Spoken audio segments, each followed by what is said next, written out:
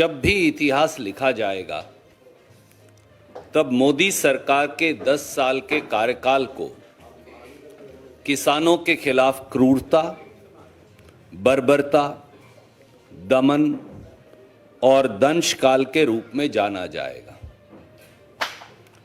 आज भाजपा की केंद्र सरकार तथा हरियाणा, राजस्थान, उत्तर प्रदेश की भाजपा सरकारों ने देश की राजधानी दिल्ली को एक पुलिस छावनी में तब्दील कर रखा है, जैसे किसी दुश्मन ने दिल्ली की सत्ता पर हमला बोल दिया। दिल्ली के चौतरफा, खास तौर पर हरियाणा, क्योंकि वो 2/3 हिस्सा है दिल्ली के दोनों तरफ, खास तौर हरियाणा और दिल्ली बॉर्डर पर मंजर क्या है, मैं ये आज आपसे साझा करना चाहूंगा। पहला, सोनीपत में कुंडली और बहादुरगढ़ में टीकरी दिल्ली बॉर्डर पर सीमेंट के बैरिकेड्स, बड़े बड़े बोल्डर्स, रोड रोलर्स, कंटेनर्स लगा उन्हें सील कर दिया गया है। यही हाल यूपी और राजस्थान बॉर्डर का भी है। दूसरा, जहां दिल्ली की चौतरफा किलेबंदी की गई है, वहां सड़कों पर कीलें बंदी कर दी गई है, यानी कीलें और नश्तर दिल्ली की चौतरफा सड़कों पर जमीन में गाड़ दिए गए हैं। यही नहीं, कंटीले तारों की दीवारें बना दी गई हैं। तीसरा, पड़ोस में हरियाणा की भाजपा सरकार ने पंजाब और हरियाणा के बीच रतिया और बुढलाडा रोड के बीच 10 फीट गहरी और 15 फीट चौड़ी खाई बना दी है, जैसे दो दुश्मन देशों के बीच में बनाते। हांसी हरियाणा में जो है, उसके निकट राष्ट्रीय राजमार्ग पर मैयड़ टोल है। सरकार ने वहां जेसीबी मशीनें लगा 50-50 फुट गहरे गड्ढे बना दिए। सीमेंट बैरियर पर सीमेंट भरकर एक कंक्रीट की दीवार राष्ट्रीय राजमार्ग पर खड़ी कर दी गई है।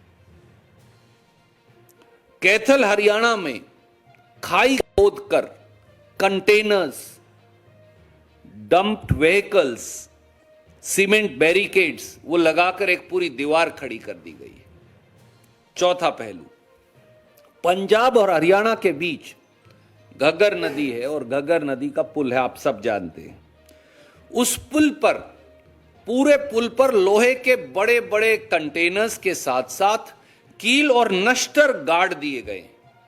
पुल को खोदकर कंटीली तारबंदी कर दी गई है। बड़े बड़े पिलर्स और पुराने वाहन की चेसियां लगाकर पूरा बॉर्डर सील कर दिया गया है, जैसे ये कोई हिंदुस्तान पाकिस्तान का बॉर्डर हो या दो दुश्मन देशों का बॉर्डर हो।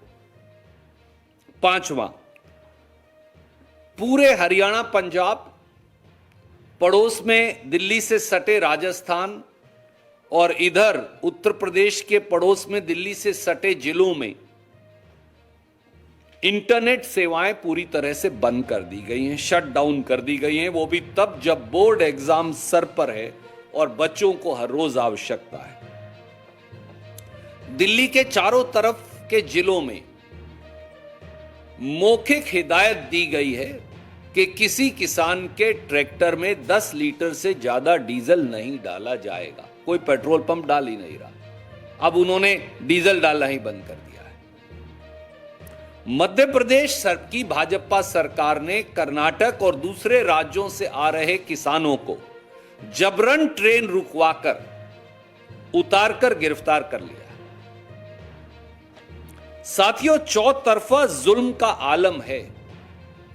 अन्नदाता किसान की न्याय की हुंकार से डरी मोदी सरकार एक बार फिर 100 साल पहले अंग्रेज द्वारा दमनकारी 1917 के बिहार के चंपारण किसान आंदोलन, 1918 के गुजरात के खेड़ा किसान आंदोलन, 1920-21 के अवध के किसान आंदोलन की दमनकारी नीतियों की फिर याद दिला रही है।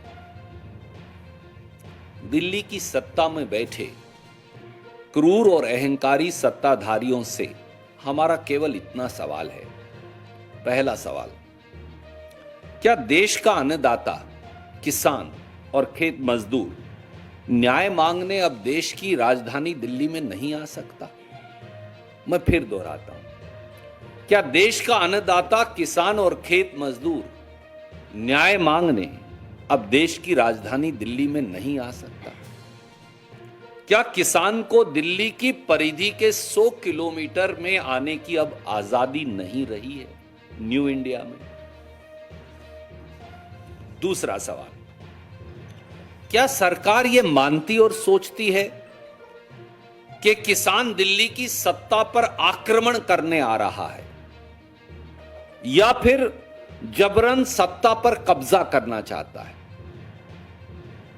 यदि हां, तो सरकार सामने आकर सबूत दे देश को कि यह दिल्ली की सत्ता की तख्ता पलट की साजिश है, और यदि नहीं तो फिर देश की राजधानी दिल्ली को पैरामिलिट्री और पुलिस की छावनी में बदलने की आवश्यकता क्या है? दिल्ली में करोड़ों लोग रोज आते हैं, किसान भी आ जाएंगे, अपना न्याय मांगेंगे। तीसरा, देश का अन्नदाता प्रधानमंत्री और देश की सरकार से न्याय न मांगे तो कहां जाए? जब मुझे न्याय मांगना हो, मैं मेरे प्रधानमंत्री और मेरी सरकार से न्याय ना मांगू तो कहां जाऊं? तो क्या अब न्याय मांगने का कोई रास्ता और तरीका नहीं बचा? सब दरवाजे बंद हैं? यदि हां, तो सरकार यह तो बता दे कि किसान कौन सा दरवाजा खटखटाए, हम वो खटखटा लेंगे। चौथा सवाल, जब किसान आंदोलन पूरी तरह से शांति प्रिय है और जब सालों तक चला पिछला किसान आंदोलन भी शांति प्रिय रहा और टेलीविजन और अखबार इस बात के गवाह हैं और देश, तो फिर किसान की राह में कीले और नश्तर क्यों? कंटीले तार क्यों? सीमेंट के बोल्डर क्यों? कंटेनरों की दीवार क्यों? सड़कों में खुदी खाइयां क्यों? किसान के बेटों, पुलिस और पैरामिलिट्री के सिपाहियों की संगीने और बंदूकों के मुंह किसान की छातियों की ओर क्यों? और पांचवा और आखिरी सवाल, क्या भारत के हुक्मरान को देश की मिट्टी का दर्द, किसान की वेदना और कराहते हुए हिंदुस्तान की आवाज अब सुनाई नहीं देती?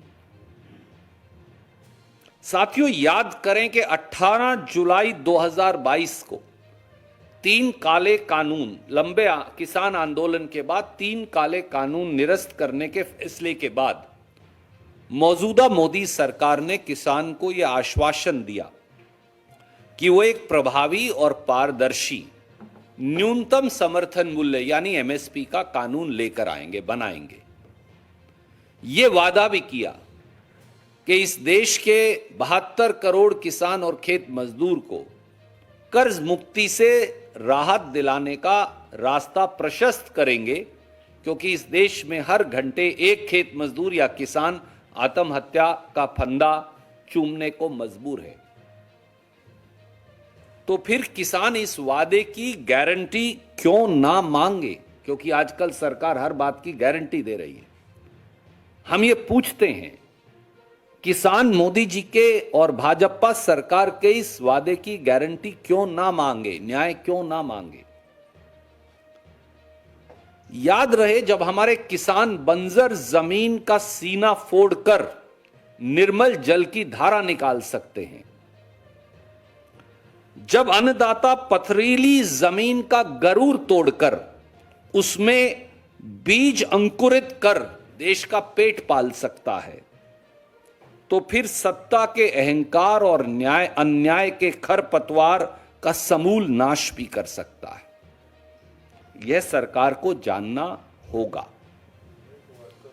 इस बार सत्य और असत्य के बीच संघर्ष में छल से सत्ता पर आसीन दुर्योधन दुशासन जान लें, दुष्चक्र रच लें, शकुनी मामा चाहे कितनी चाल चल लें, धर्म भ्रष्ट धृतराष्ट्र चाहे अपनी आंखों में के साथ साथ जुबान को भी सी लें, लेकिन इस बार अन्नदाता किसान सरकार के भ्रम जाल में नहीं आने वाला। इस बार वो अपना वाजिब हक लिए बगैर हस्तिनापुर से हटने वाला नहीं, वो केवल न्याय मांगता है।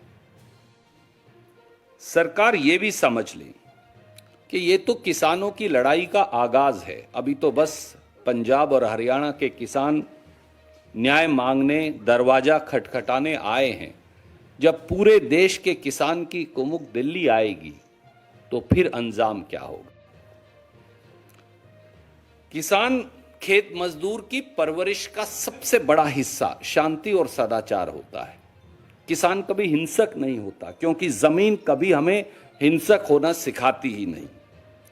उसे मालूम है कि दूसरे का हक लेना नहीं और अपना हक हर हाल में हासिल करना है। इसलिए भारतीय राष्ट्रीय कांग्रेस की ओर से मैं कहूंगा, और एक किसान के तौर पर भी, कि हम किसानों के न्याय की मांग का समर्थन करते हैं। राहुल जी न्याय की इसी लड़ाई को लड़ रहे हैं, खड़गे जी न्याय की इसी लड़ाई को लड़ रहे हैं, और हमारी मांग बड़ी सीधी है। देश के आदरणीय प्रधानमंत्री जी को किसानों को फौरन बुलाकर उनसे बात कर उन्हें न्याय देना चाहिए। एक लाइन की मांग है। देश के आदरणीय प्रधानमंत्री जी को किसानों को फौरन बुलाकर उनके आमने सामने बैठकर बात कर उन्हें न्याय देना चाहिए। वरना सत्ताधारी सरकार यह भी जान ले, यूं ही हमेशा जुल्म से उलझती रही है खलक, यूं ही हमेशा जुल्म से उलझती रही है खलक, ने उनकी रस्म नहीं है ना अपनी रीत नहीं। यूं ही हमने हमेशा खिलाए हैं आग में फूल, ना उनकी हार नहीं है ना अपनी जीत नहीं। जय जवान जय किसान। आप कोई भी प्रश्न पूछना चाहें तो स्वागत है। I'll just come one by one, sir. Yes, sir, I'll come to you. दूसरी ओर बॉर्डर पे जो है आंसू गैस के गोले चलाए जा रहे हैं, वहाँ पे लाठीचार्ज किया जा रहा है किसानों के ऊपर। इसको आप किस तरीके से देखते हो? दूसरा सवाल कि लोकसभा चुनाव बेहद समीप है, क्या ये माना जाए कि कांग्रेस का मुख्य जो एजेंडा है वो किसान आंदोलन होगा लोकसभा चुनाव? मैं आपके पहले दूसरे सवाल का पहले जवाब दूंगा। भारतीय राष्ट्रीय कांग्रेस के लिए, राहुल गांधी जी के लिए, खड़गे जी के लिए ये एजेंडा नहीं, ये जिंदगी की कसौटी है। इस देश के 140 करोड़ नागरिकों में से अगर 72 करोड़ नागरिक या उनके नुमाइंदे, आप उनसे सहमत हो असहमत हो, क्या वो देश की राजधानी में सत्ता पर बैठे हुक्मरान से न्याय की गुहार लगाने नहीं आ सकते? ये मेरा किस प्रकार का हिंदुस्तान है? दिल्ली के ऊपर किसी ने आक्रमण नहीं कर रखा, दिल्ली पर हमला नहीं हो रहा, दिल्ली पर चढ़ाई नहीं कर रखी किसी ने, यहां कोई विदेशी ताकतों ने दिल्ली पर हमला नहीं बोल रखा। देश का पेट पालने वाला अन्नदाता किसान न्याय की गुहार लगाने, झोली फैलाए प्रेम से, शांति से, सदाचार से दिल्ली के दरवाजे पर दिल्ली के शासक को उसके द्वारा किए गए वादे की याद दिलाने आ रहा है। और वो वादा हमने नहीं किया, वो 18 जुलाई 2022 को मोदी सरकार ने किया था, एमएसपी की गारंटी के कानून का रास्ता प्रशस्त करने का और कर्ज से राहत दिलवाने का। बस इसलिए हमारे लिए यह राजनीतिक एजेंडा नहीं, जीवन की कसौटी है। और यह देश चलाने से और देश के चुनाव से भी बड़ा इशू है, मुद्दा है। क्या आप इस देश के अन्नदाता किसान को अब शूल, नस्तर और कील देंगे? क्या आप उसे सीमेंट की दीवारें देंगे? क्या आप दो देशों के बीच की खुदी खाई देंगे? क्या वो इस देश के नागरिक नहीं? क्या न्याय मांगने का उनको अधिकार नहीं? क्या उनको उनके हिस्से सिर्फ अश्रु गैस, पुलिस की लाठियां, पुलिस की गोलियां, संगीनें बची हैं? क्या दिल्ली की सरकार इस प्रकार से चल पाएगी? केवल ये सवाल हैं जो भारतीय राष्ट्रीय कांग्रेस की ओर से हम इस देशवासियों के जहन में रखना चाहते हैं। Sir, I'll come to you, him and then I'll go there. Sir, किसानों की जो इस बार प्रमुख मांग है वो है सभी फसलों पर एमएसपी की कानूनी गारंटी। कांग्रेस का क्या स्टैंड है इस मांग पर? क्या आप ये वादा करते हैं, जैसे आपने कहा कि आप कांग्रेस किसानों की मांग का समर्थन करती है, क्या कांग्रेस को मौका मिला, सरकार बनी तो कांग्रेस एमएसपी गारंटी का कानून बनाए? आदरणीय मित्र, ये सवाल आपने मुझसे रायपुर में भी पूछा था, मैं आपको फिर याद दिलाऊंगा। रायपुर डिक्लेरेशन अगर आप पढ़ें तो कांग्रेस पार्टी ने कहा है कि एमएसपी की गारंटी का कानून होना चाहिए, क्यों नहीं। संसद में हमने ये आंकड़े रखे, अगर किसान को एमएसपी नहीं मिल रहा, मैं गेहूं लगाता हूं, मैं तिलहन लगाता हूं, मैं रागी उगाता हूं, मुझे मेरी फसल की कीमत नहीं मिल रही, तो सरकार ने कहा अच्छा हम वो कीमत देने का एक और सिस्टम बनाएंगे जिसे वो बोलते हैं मिनिमम सपोर्ट प्राइस मैकेनिज्म, अंग्रेजी का शब्द है। उसमें पिछली बार 72 करोड़ किसानों के लिए रखे, 2022-23-24 में 40 करोड़ रुपए, यानी 50 पैसे पर किसान से कम, थोड़ा शायद 55 पैसे। आप मुझे बताइए 55 पैसे में आप क्या गारंटी दे रहे भैया? इस बार आपने रखा कितना, 1 लाख रुपया। अब मैं वो तो पैसों में भी नहीं गिन सकता, 72 करोड़ से भाग कर लो। आप किस प्रकार का किसान से व्यवहार कर रहे हैं, ये सरकार की बदनीयती को दर्शाता है। कांग्रेस ने कहा है 23 फसलों की खरीद मेरे मित्र पर एमएसपी निर्धारित होता है इस देश में, आपको तो मालूम है, मैंने पहले भी बताया है। और मैंने ये सारे आंकड़े सदन के पटल पर रखे। एक धान की फसल लगभग 50% एमएसपी पर खरीदी जाती है, गेहूं 17% और बाकी सब 1% से कम। तो अगर आप बाजारी ताकतों के पास किसान को फेंक देंगे तो वो आंदोलन नहीं करे, न्याय नहीं मांगे, दिल्ली का दरवाजा नहीं खटखटाए, तो क्या यूनाइटेड नेशंस जाए? कहां जाए? इस बात का जवाब दे दें। I'll come back to you, sir. इस आंदोलन को खत्म करवाया गया था तो सरकार की तरफ से एमएसपी की कानूनी गारंटी के लिए एक कमेटी बनाने की बात, 2 दौर की बातचीत 3 मंत्री जाके चंडीगढ़ में कर चुके हैं और कल भी किसानों ने ये कहा कि सरकार फिर उस कमेटी की बात कर रही है। क्या आपको लगता है कि एक बार फिर लटकाने या भटकाने की कोशिश की जा रही है, क्योंकि कमेटी अभी तक फॉर्म भी नहीं? लटकाओ, भटकाओ और अपना उल्लू सीधा करते जाओ, ये मोदी सरकार का तरीका बन गया है किसान के प्रति। 18 जुलाई 2022 को इस कमेटी की घोषणा हुई, अब हम 2024 में हैं, कमेटी की बैठकें ही नहीं हुई। सवाल कमेटी का नहीं था, उन्होंने कहा कानून बनाने के लिए या वो रास्ता खोजने के लिए हम एक कमेटी बना रहे हैं। ना कमेटी की रिपोर्ट आई, ना निर्णय हुआ, लोकसभा का चुनाव आ गया। लोकसभा का चुनाव निकालो, लटकाओ, भटकाओ और सबको बहकाकर उल्लू सीधा करो या सबका उल्लू बनाओ, ये नीति नहीं चलेगी। किसान बड़ा सरल स्वभाव का व्यक्ति होता है। खेत मजदूर, गरीब, अनुसूचित जाति, पिछड़े वर्गों के वो भाई जो किसान और खेत मजदूर हैं, वो बड़े सरल स्वभाव के साथी हैं। उनका केवल ये कहना है, या तो आपको बोलना नहीं था उस समय, पर मोदी जी ने कहा 18 जुलाई 2022 को कि हम कानून बनाने का रास्ता प्रशस्त कर देंगे और किसान की कर्ज मुक्ति का रास्ता भी बनाएंगे। तो अब 2 साल बीत गए, लगभग 2 साल बीतने के बाद नतीजा क्या है? तो किसान छल, प्रपंच, कपट और शकुनी की चौपड़ नहीं जानता, परंतु अगर कोई उसे शकुनी की चौपड़ बिछाकर हराने की कोशिश करे, धृतराष्ट्र की तरह आंख बंद और जबान सील कर उसके न्याय को बुलडोजर के नीचे कुचल दे, तो फिर वो दुर्योधन हो या दुशासन या आज के सत्ता पे बैठे हुक्मरान हो, वो उनसे न्याय की उम्मीद भी करेगा और जरूरत पड़ी तो न्याय का संघर्ष भी करेगा। Sir, I come to you sir after.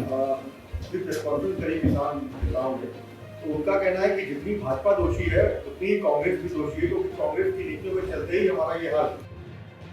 आदरणीय मित्र, किसी व्यक्ति विशेष का या एक नेता का ये मत हो सकता है, मैं उसका भी सम्मान करता हूं भारतीय राष्ट्रीय कांग्रेस के मन से, परंतु आप मुझे बताइए, मैं ये आपके और आपके दर्शकों और पाठकों के विवेक पर छोड़ता हूं, क्या 68 साल में कभी इस प्रकार का किसान आंदोलन हुआ?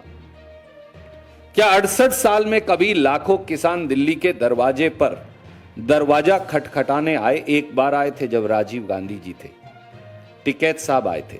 मैं उदाहरण दूंगा इस देश को। टिकैत साहब को राजीव गांधी जी ने दिल्ली के बोट क्लब पर लाखों किसानों के साथ आने की इजाजत दी, क्योंकि राजीव जी का, कांग्रेस पार्टी का यह मानना था किसान भी इस देश का नागरिक है। अगर वो आकर संसद और सरकार के दरवाजे पर बैठकर न्याय की गुहार लगाएगा तो हम उसकी बात स्वीकारेंगे, सुनेंगे। आप बात सुनिए, आप उसको नश्तर, कील, बंदूक, भाले, अश्रु गैस, लाठियां मत दीजिए। और तब भी हल निकाला गया था, एक कमेटी बनाकर मंत्रियों की। आज की सत्ता पर बैठे हुक्मरान दिल्ली की 100 किलोमीटर की परिधि पर किसान के आने तक पर पाबंदी क्यों लगाए?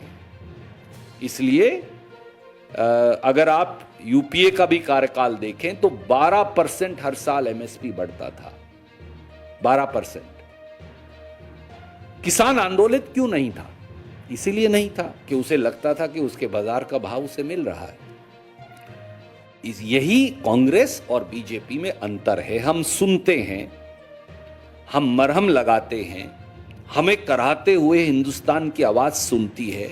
खेत मजदूर और किसान पर जब जब संकट आया, याद करिए वो बुंदेलखंड पैकेज हो, वो महाराष्ट्र में विशेष पैकेज हो जाकर किसानों के लिए, हर बार डॉक्टर मनमोहन सिंह जी, सोनिया जी गए, राहुल गांधी खुद गए और वो पैकेज किसानों के लिए देकर आए।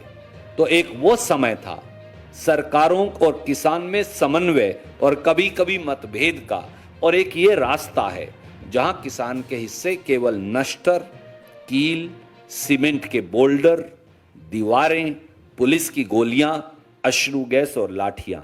यही उस समय कांग्रेस जब सत्ता में थी और आज की सत्ताधीशों में यही अंतर है। अनिल जी, सर मेरा सवाल है, आपकी पार्टी का एक कंसर्न होना चाहिए। देश में अनरेस्ट है, आंदोलन हो रहा है, और आंदोलन के बाद आंदोलन खत्म होता है, लेकिन वही सारे किसान, वही जनता विपक्ष को नकार देती है। ये क्या दिखाता है? आदरणीय साथी, अगर आप 3 प्रांतीय चुनावों की ओर इशारा कर रहे हैं तो उस आंदोलन के बाद 2 प्रांतीय चुनाव और भी हुए, हिमाचल और कर्नाटक में, उसमें भाजपा को नकार दिया गया। इन 3 प्रांतीय चुनाव के साथ 2 चुनाव और भी हुए तेलंगाना में, वहां फिर भाजपा को नकार दिया गया। तो इसलिए चुनावी जीत और हार, मैं मानता हूं वो महत्वपूर्ण है, परंतु अगर हम 3 चुनाव हारे तो हम 3 चुनाव जीते भी। आप हिमाचल, कर्नाटक और तेलंगाना जीते, आप छत्तीसगढ़, राजस्थान, मध्य प्रदेश हारे। तो इसलिए केवल ये कहना कि क्योंकि 3 चुनाव हम नहीं जीत पाए इसलिए इस देश के किसान को अब न्याय नहीं मिलना चाहिए, या उसके सीने में गोलियां दाग देनी चाहिए, या उसके रास्ते में नश्तर और कील बिछा देने चाहिए, या उसके रास्ते में खाइयां खोद देनी चाहिए, या उसके रास्ते में दीवारें खड़ी कर देनी चाहिए, ये शायद गलत होगा। क्योंकि ये लड़ाई वोट की, राजनीति की नहीं, ये लड़ाई देश बचाने की है। Sir, him and then I'll come back to you. Sir, क्या कांग्रेस सरकार से मांग करेगी कि किसानों की मांग पर अध्यादेश लाया जाए? क्योंकि अब तो संसद का सत्र है नहीं, चुनाव की घोषणा होगी। वैसे में समाधान के लिए क्या कांग्रेस मांग करेगी सरकार? आदरणीय मित्र, हमने एक लाइन की मांग रखी है। आदरणीय प्रधानमंत्री जी आज ही बगैर विलंब के सब किसान भाइयों को दिल्ली अपने पास बुलाएं और उन्हें न्याय दें, बस। Sir, then and I will go back to him. Okay. Ranjeet ji, ये जो आंदोलन हमारा शुरू हुआ है, आपके इसमें कई पहलू जुड़े हुए हैं और इसमें खासतौर से किसान जब दिल्ली की ओर कूच करने का ऐलान करते हैं तो आम लोगों की परेशानी भी बढ़ी है, ट्रैफिक जाम हुआ है और दिल्ली देश की राजधानी है। सरकार ही कहती है कि ऐसे में जब अराजक माहौल बनने की आशंका हो तो उसको रोकथाम को लेकर प्रयास की जाती है और इसलिए कवायद की जाती है। पिछली बार जब किसान आ गए तो काफी उग्र प्रदर्शन हुआ था, तो क्या ये रोकथाम जरूरी नहीं लगती आपको? जी। क्या इतनी भारी भीड़ कैसे? आदरणीय मित्र, जब सरकार नश्तर बिछवाकर राष्ट्रीय राजमार्ग को खोद देती है तो क्या आम नागरिक की जिंदगी उससे आसान हो जाती है? जब सरकार सड़कों के ऊपर सीमेंट के बोल्डरों की दीवार बना देती है तो क्या उससे आम नागरिक की जिंदगी आसान हो जाती है? आप एआईसीसी आए, एआईसीसी के चारों तरफ बैरियर्स लगा रखे हैं, तो आने में भी 5-10 मिनट आपके फालतू लग रहे हैं और पूरी दिल्ली का ट्रैफिक स्लो डाउन हो गया है। क्या उससे आम नागरिक की जिंदगी आसान हो गई है? क्या इस देश के नागरिक को, या तो आप बोलिए अब दिल्ली में कोई नहीं आ सकता, न्यू इंडिया में देश के नागरिक को दिल्ली में आने पर पाबंदी है। क्या दिल्ली में, न्यू इंडिया में देश के नागरिक को दिल्ली की सत्ता से न्याय मांगने की आजादी है या नहीं? ना किसान आंदोलन पिछली बार हिंसक था, ना इस बार हिंसक है। किसानों के ऊपर गाड़ियों से कुचलने का काम भाजपा के नेताओं ने किया था। शायद आपके चैनल ने उसे कवर भी किया था। क्या किसान को आप भाजपा के नेता जीप से कुचल दें वो तो राजकता है, और किसान शांति प्रिय ढंग से न्याय मांगे वो अराजकता है? तो फिर इस देश के 140 करोड़ नागरिक अराजक हैं। सर, किसानों की बात है और किसानों को खुश करने के लिए और किसान आंदोलन की वजह से 2 बड़े अवार्ड दिए गए भारत सरकार के द्वारा। भारत में दिए गए आपको लगता है इस वजह से कुछ किसानों का मामला सॉफ्ट होना चाहिए सरकार के प्रति, और किसानों को कहीं ना कहीं उनको आकर्षित करने का, उनको सॉफ्ट करने की कोशिश की? किसानों ने उन दोनों भारत रत्न का स्वागत किया है, पर अगर आज चौधरी चरण सिंह जिंदा होते तो क्या चौधरी चरण सिंह किसानों के रास्ते में शूल और कील बिछाने का समर्थन करते? मैं ये देश के सामने सवाल रखता हूं। अगर आज चौधरी चरण सिंह होते तो क्या वो उन न्याय मांगने की गुहार कर रहे किसानों के साथ खड़े होते, या उस सरकार के खिलाफ जो पुलिस के अश्रु गैस और लाठियां उन किसानों की छातियों पर चलाकर उनको लहूलुहान कर रही है? अगर आज चौधरी चरण सिंह जिंदा होते तो क्या वो किसान की फसल के उचित मूल्य और कर्ज मुक्ति के पक्ष में खड़े होते, या फिर किसान का दमन कर रही, लाठी डंडे गोली खाई कील से उसका रास्ता रोक रही सरकार के खिलाफ?